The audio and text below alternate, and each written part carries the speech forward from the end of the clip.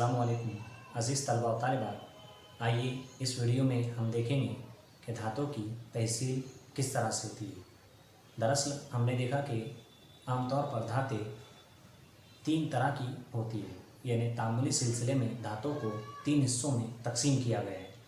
जैसा कि सबसे पहले तेज़ आमिल धातें, उसके बाद औसत आमिल धातें और उसके बाद सुस्त आमिल धातें। तेज़ आमिल धातों में हम यहाँ पर उनकी तहसील देखेंगे। यहाँ पर हम तामुली सिलसिले की सबसे ऊपरी जो धातें होती है, जैसे कि पोटेशियम, सोडियम और एल्यूमिनियम, ये धातें पानी के साथ कीमियाई तामुलात तेज़ी से करती है और उनके ऑक्साइड बनाती है। उसी तरह से ये तेज़ाबों के साथ कीमियाई तामुलात करके हाइड्रोजन गैस खारिज करती है।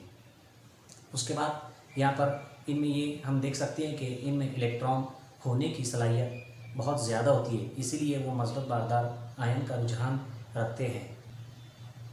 तेज़ाबों के साथ कीमियाई तामुलात करके ये हाइड्रोजन गैस खारिज करते हैं और इस तरह से जब हम इनकी तहसील करें तो इनमें बर्क पाशी तहवील के तरीके से इनकी तहसील की जाती है।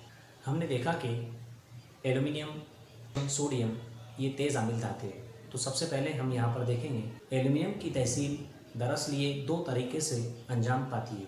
सबसे पहले बॉक्साइड का इर्तिकाज़ और दूसरे एल्यूमिना का बरकी तहवील।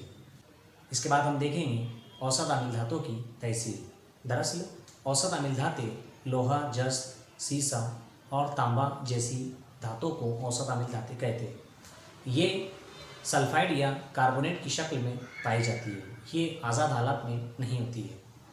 जब हम इनकी तहसील करें तो सल्फाइड को जब गर्म किया जाए तो ये गर्म करने की मौजूदगी में ये इनके ऑक्साइड में तब्दील हो जाती है। इस तरह इन्हें हम तपाना या रोस्टिंग कहते हैं। उसी तरह से जब धातों को उनके कार्बोनेट को कम हवा की मौजूदगी में गर्म किया जाए तो वो ऑक्साइड में तब्दील हो जाती है और इस तरह से हम इसे कलसाव या कैल्सिनेशन कहते हैं। हमारा तीसरा मरहला है सुस्त आमिल धातों की तहसील।